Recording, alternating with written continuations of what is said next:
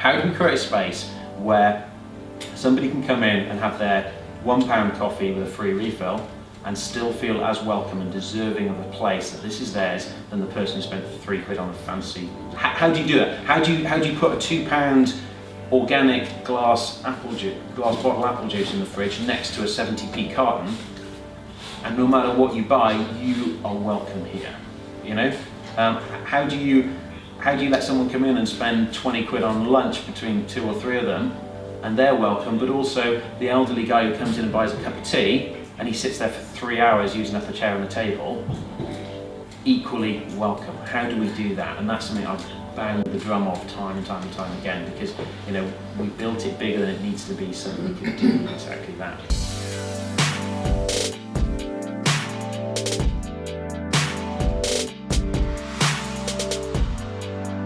Yeah, my name's Ian. I'm part of the Roots team here, but I'm a volunteer. Yeah, I'm one of the, I don't know, the average Joes from the neighbourhood who got together. There's about 20 of us that got together and set up Roots as it is.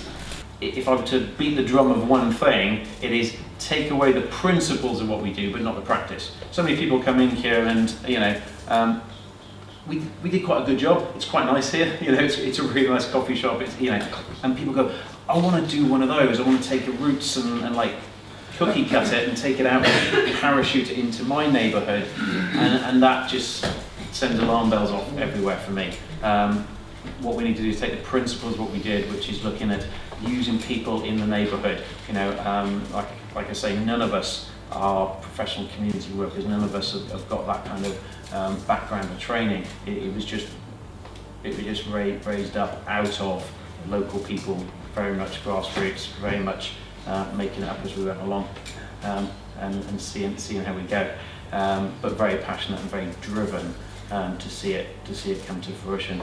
It's very easy for people to see me now heading up the Roots project and go, wow, you know, I'm an average Joe who lives in the neighbourhood. You know, if you told me 5 years ago we'd have done this, not a chance. You know, not a chance. Wouldn't, you know, not what I was thinking of, not what I thought we could do financially, skills mix, all that kind of thing. Didn't think it was possible. So, you know, dream big and go for it. Don't let anyone crush that.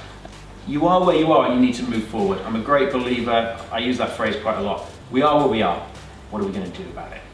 We can spend so much time fretting, worrying, arguing about whose fault it was that this went wrong or didn't work out, who didn't do their job properly. It's not fair that this happened. It's the government's fault that this didn't happen, and all this kind of thing. It's not going to get us anywhere. We can look back and learn, but we can't dwell on that. We are where we are, and we've got to move forward and respond to it and see what we can actually do to make a better future and a better life around us. Now, I'm reading a book at the moment called The Resilient Life, which is all about keeping going, basically, and never giving up ultimately. And there is a real discipline to that, and it will be tough. You know, whatever projects we're involved in or about to get involved in, I'm sure most of you will agree with me.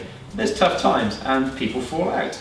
Shock horror. You know, things don't always work out the way you wanted to, but be determined to see it through. And if you really believe that's what's meant to, that's what the project's supposed to look like, that's what's needed in our neighbourhoods, don't give up, because if you fall at the first hurdle, you know, you probably shouldn't start, because there's going to be hurdles, whether they be financial, whether they be, you know, if it's a building project, you're going to have a lot of hurdles. You know, it is going to be. But don't give up. Be resilient. Break through that. And part of being resilient is your team. Who have you got around you? Who are you building? Like I said, there's a team of 20 of us. Within that team, there was a core that really drove it and carried it forward. Because you won't go alone. You know, there's a great African proverb that says, if you want to, many of you probably heard it, if you want to go fast, go alone, but if you want to go far, go together. Yeah, if you want to go fast, go alone, but if you want to go far, go together. And honestly, I've seen that in various different circumstances where there would be a scenario where I know so and so could do it, and they'd get there, but they'd turn around at the end and go, ta-da! where'd you all go? Because they've just grabbed the baton, they've just run on their own because they want to do it their way as fast as possible, and we don't all think and operate at the same speed. Some of us need more time to get on board with the vision, some of us need some more time to understand what's going on. Some of us will get given a task and they'll come back tomorrow morning and go, done it. Others, you'll give them a task and they'll come back in a month and go, I'm thinking about it. You know, but actually we want to get there together. So those of us who are real proactive, and I imagine there's quite a lot in this room, are really proactive and want to get it done, be patient. It is the hardest thing I've learned in the journey. You know, be patient to take others with us.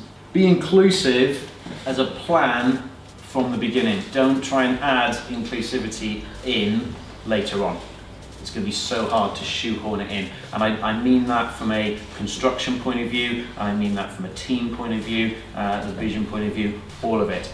You know, it's got to be there in the DNA of the people and the DNA of the building. The welcoming has to be part of it, not only from a customer service point of view, because we're actually a business as well, but just about welcoming whoever comes through the door. Money is probably the least of your worries.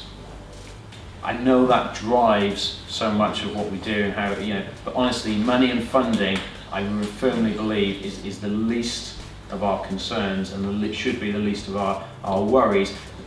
Getting the project and the vision and the people right are far, far, far more important.